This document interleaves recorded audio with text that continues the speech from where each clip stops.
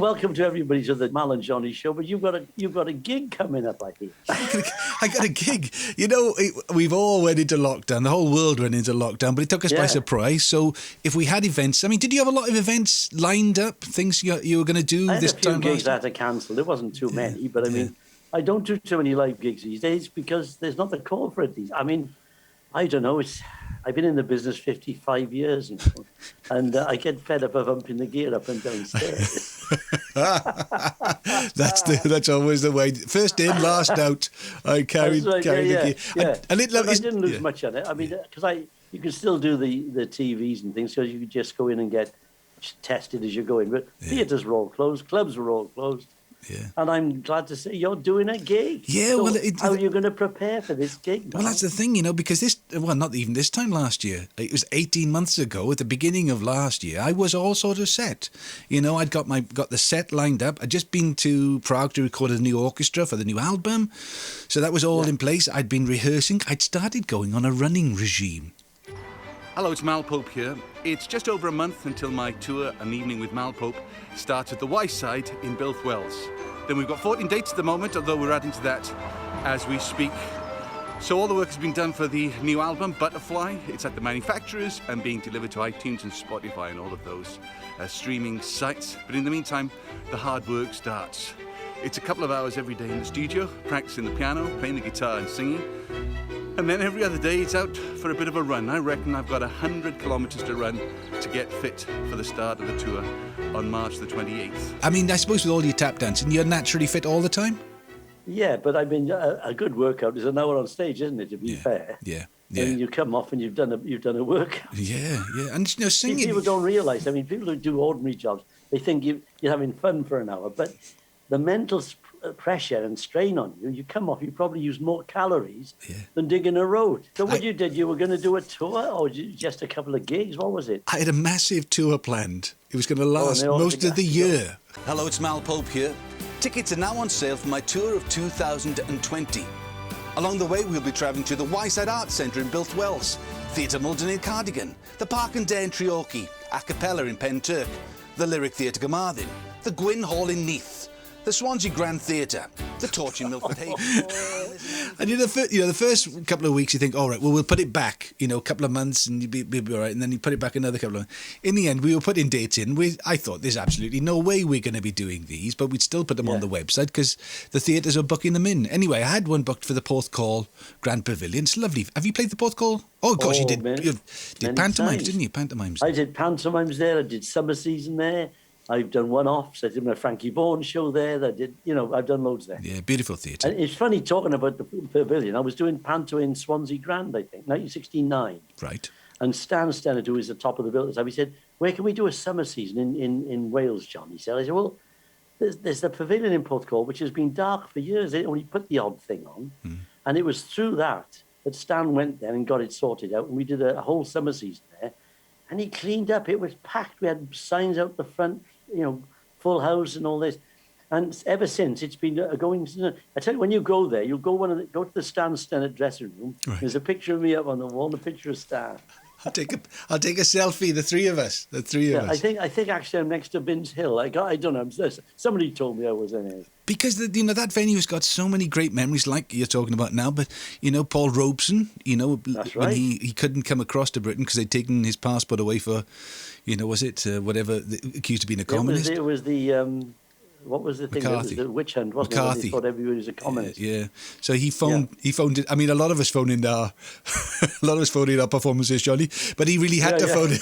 He really had to phone in his performance for the Miners Eisteddfod, and that's fantastic. So it's got that, it's got that feeling about it. And actually, I think the last time I played there was with Chris Needs. Chris. Yeah, it was a packed out night. Like a lot of variety stuff, and the room was buzzing. Yeah, so I had a date booked in. They'd moved it about 4 or 5 times to July the 9th, and I was paying it no attention at all, Johnny. I was just carrying on with my life like normal. And then I got a call from the booker, and he said, man, know that gig on July the 9th? I said, yes. He said, it's on. Oh, good. It took me... I thought, what? He said, it's on. Do you want to do it? I said, of course I want to do it. But then it kicks in, isn't it? You're thinking, right, that's right. What am I going to do, Johnny? What am I going to do? Well, you resurrect your act. But I mean, you're different from me.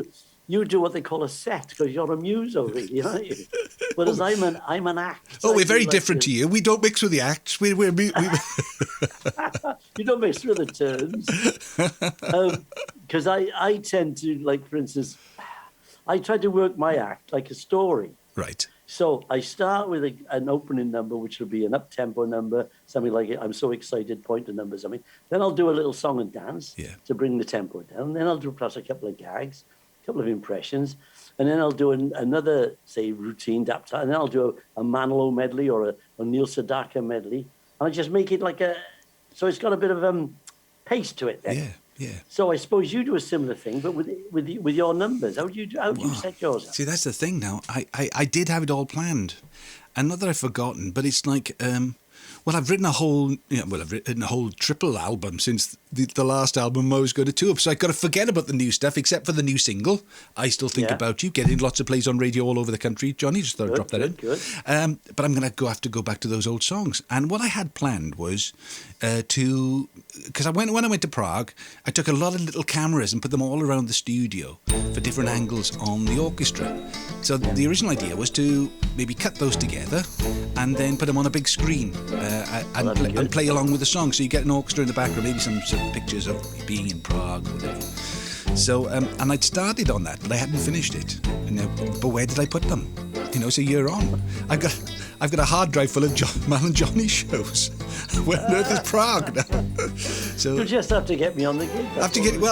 Honestly, we're booking the tour for next year. If these theatres are open, we're going to do the Mal and Johnny show next year. Yeah. But it's other little things. See, it's like you see these fingers here now. When I play guitar in the studio here, I play a little bit, and then I'll move on to the piano or something like that. Now, then, if you're going to do 2 hours worth of playing guitar, your fingers hurt unless you've been playing them because the tips of your fingers have to get hardened. Right. So, of course. so- You don't use plectrum, then you do finger pick. No, it's a plectrum in this one, and then Oh, so these yeah. go on there. But the thing is, unless you can't fatten a pig on market day, as they say. No, you can't no. just. Well, I've tried. If I get a gig and I haven't done a lot of rehearsals, I'll put nail varnish on the tips of my fingers because it gives a little bit of like a skin there. Right, I know. But it hurts, John. People don't know that. The thing is, it's like if I had a gig now next week, I'd have to be doing my singing practice and doing all my exercises. Exactly. Because your voice, you lose the resonance then because you're not singing, so you're not using it. Yeah. And it's like every other muscle. You don't use it, you're blinking, well, lose it. Yeah. So it's the same with me, really, but in a different angle. But I mean, my tap dance, I can do that when I fall down. I mean, I've been doing it since I'm a kid, you know. Yeah. I suppose that muscle memory. Do you have to? I mean, do you wear 2 pairs of socks? When I was a footballer, I used to wear 2 pairs of socks to stop the blisters. What about you? No, just one pair of One pair of socks. I mean, what damage can you do as a tap dancer? Are there any sort of your injuries? knees, I suppose. Yeah. It's just like running. So you're going to... Knees is the problem with tap dancing. Right. Depending on how strenuous your routine is. I used to do backflips and all sorts when I was 18, do you know what I mean? Yeah. And I couldn't do them now because my hips wouldn't let me do it. But most of my stuff is American-type tap dancing, which is very close to the ground. You've seen this stuff. Yeah. It's very close to the ground. But your knees take a pounding, see? But it's funny, strangely, after doing it, the knees feel better. It's like as if I need the exercise. Yeah. So, I've started. And the thing is now because I'm playing the guitar, I've got the guitar here now ready. And what I'm doing is trying to do 10 or 15 minutes at a time, every so often during the day, so it gets a chance to sort of like build it up. Trying to do a bit of singing, Johnny. Yeah. Trying to do a couple of jokes, see if I can make myself laugh. And then it's like the piano playing, because now this is a terrible confession, okay? So with modern techniques, you can play a song, say I'm writing a song now, and I'll write it like that, and I'll get quite close percentage piano playing, and then you can go back in afterwards and put all the wrong notes in the right place. Right. Okay. Well, once you've recorded it, you probably never play it again because you're on to doing all the other bits and bobs. So some of the songs I'll be playing a week on Friday at the Grand Pavilion. I haven't played all the way through properly ever. Not even. So I got to practice them. You play by ear though, don't you? So it's not as if you could have the music up there. You can't have the music up. There's no help at all. I've just got to. I've just got to learn them So again. all the stuff in your set, is all material you've written, or do you use other people's songs as well? I only do my own songs. I only do my own songs. I've done the whole thing where we used to do with Malpope and the Jacks. We used to go and do cover sets, and we used to we used to go, and then we'd only ever do songs that we loved by other people. And it's funny really, because I came to a crossroads in my career in many ways.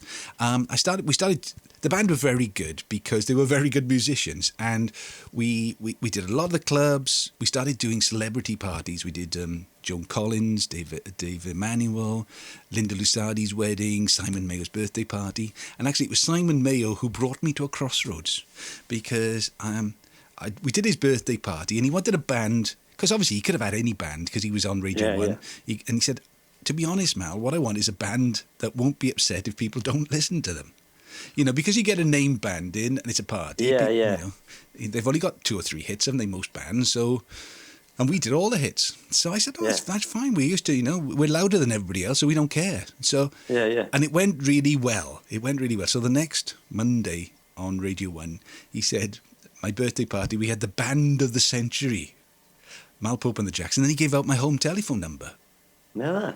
So I was actually in Llandudno doing some program for HTV, Art Prime Time or something like that.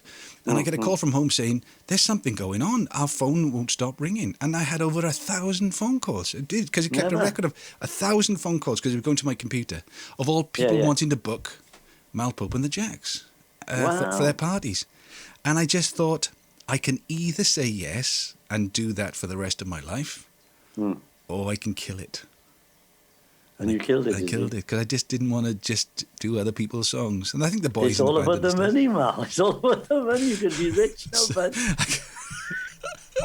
I'm still saving up for artistic integrity. No, I just thought being just a singer and not a songwriter. I always sing other people's songs. Yeah. That's my game, you know. Yeah. So when I go into the Manilow medley, all the Manilow fans love it. I don't take any chances. You know what I'm saying? So how are the bookings going for the Port Call gig? Sold out. Sold out. Sold out already. Sold out. Bloody hell. I don't know. So do you actually promote it yourself, or have you got a promoter that promotes it?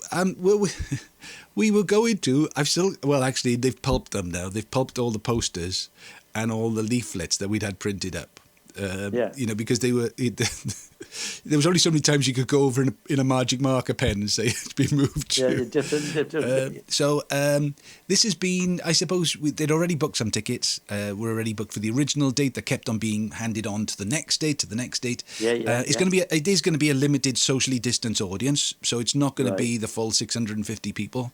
Are they going to do it? Sometimes they do it in a cabaret scene down there, don't they? Yes. Rather than seats, they do it like tables. Yeah, I think they're going to do tables in the main room, so everybody can feel very secure about, because in many ways it's a test case, isn't it? You're going to make sure we've got to do a risk assessment.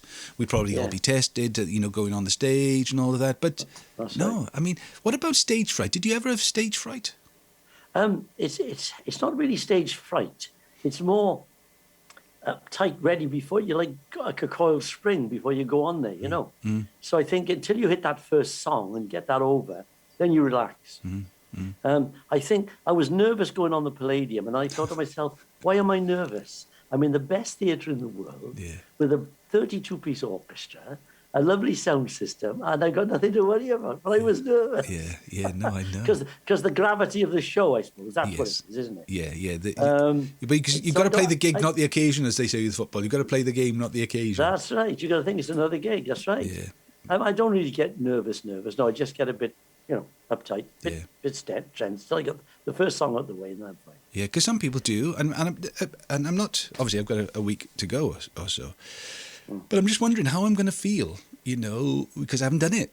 I haven't done it for 2 years. I haven't walked out. Well, you'll feel great. It's like riding horse, boy. You'll get back on. I tell you, as soon as you I can't ride horse. First chord, you'll be there.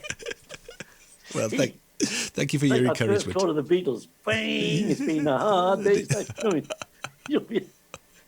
That should be great, mate. Yeah, looking forward to it. Funny thing, stage, right, isn't it? I get more uptight, I think, doing what I've got to learn lines. When you've got to, like you're in a show, for instance, and you've got loads of dialogue. Yeah. Then you go on the stage and you don't want to dry, do you, in the middle? Because the next bloke's going to have the cue. Yes. That makes me nervous. Yes. Yeah. So, and the older I get, the harder it is to remember lines, because when you're young, you can just learn like that. Yeah. And it stays. And I can remember lines I did in 1966. Wow. Don't ask me why, but they're still in there. You know? Yeah. Hysterium, you know that potion you prepare that so fills one with passion? Yes, bring it to me now, slave in chief. I have. You know, that was from a funny thing happened on the way to the forum. I still remember. 1966. Oh. Yeah. When I used to do Cappuccino Girls, I was known for never quite getting the lines exactly right. You know, even though I'd written them. Stan Stennett. Yes. Stan never get anything right. No, so the cast members always used to stand there and wait for me to stop talking. Then they knew it was their turn to talk. Do you know, it's like that when I said about Stan, because he was a comedian and they're terrible Brad Libby. Yeah. Same thing, I'd wait till he finished. And then I just go with the flow, like we're having a talk, and I'd come back with something, you know what I mean? But it's a bit of a skill to do that, you know.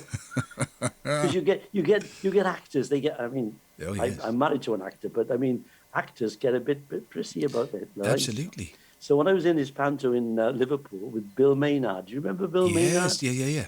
Well, Bill was in it, and he was playing the dame in it. And, of course, the guy that was playing the prince was a bit, you know, a bit elegant, if you know what I mean. And Bill was chucking in jokes, you see, and it was throwing him because he couldn't come in, because he didn't know where to come in. So he complained to the management. He's not sticking to the script. He said he's a comedian. They never stick to the script. So when he actually apologized, and he said, okay, I'll take the joke out. Yeah. So this bloke said, was it, love hath no man greater than to lay down his joke for a friend. He was unbelievable, this bloke. He used to ring me up and say, Prince Charming here. It was his name. You know, digress. it's the way you're brought up, isn't it? Because when we used to do the musicals, the only people, well, I mean, none of the band, well, they can read music, but they didn't read music. We used to just do it. You know, we used to learn it, as we should work it out, learn it. And I could never quite work out why everybody used to get cross, if not with the band, because the band always played the same. But if I was doing something, they'd, well, we don't do it that way. And it obviously, actors, that's it, isn't it? Once it's set, they got a script, and it doesn't change. Yeah. Whereas if you're in a band, you know, every night's different. You know. That's right. Yeah, that's right. Yeah. Oh no, actors. They see. I've always said, turns can act, but actors can't do a turn. Right. Because they're a different breed. Yes. They learn the script and it's in their head, and before they go on, they're looking at it and they go on, it's word for word perfect. Yeah. Because they got to do it, I suppose, in big productions or whatever. Absolutely. But as turns, we'd like. Yeah. Last time I was word perfect. Mavericks. 1966 as well. That's right. 1966. Right. I can't hang around. I got to do some rehearsals. That's right, yeah. All right. Are you going to rehearse now? Of course I am. I've got 20 minutes of guitar playing. Get your nail varnish. They'll start talking about you. It's the mascara that gets them every time. Right. Hey, have a lovely week, and I'll see you next week then. And good luck with the gig. When is the gig? Oh, it's a week on Friday, so I'll probably be with you next week talking about it a bit. But you know, but at least I'm going up to London on Thursday to see Under Milkwood with Sian Phillips. We were lucky enough to get 2 tickets from Gaynor Morgan Rees, who's a friend of mine. She's in it. Oh, lovely. Because it's completely sold out for 3 months. Fantastic. It's at the National. Wow. So we're going to have a nice day out. Alwyn and I going up to watch that. Great. I love Underwood, but I think it's fantastic. Can we have a review then? So when are you going this week or next week? We're going Thursday coming. Right, so next week then maybe have a review of Under Milkwood from Johnny Yeah, why Tudor. not? Lovely. All right. See you next week. See you next week. Have a lovely time. Have a lovely time at the theatre, darling. Yeah, and good, darling. And it's good night. Goodbye from me and goodbye from you. It's goodbye. Go on, up it. I'll see you next week. I got a guitar to learn to play.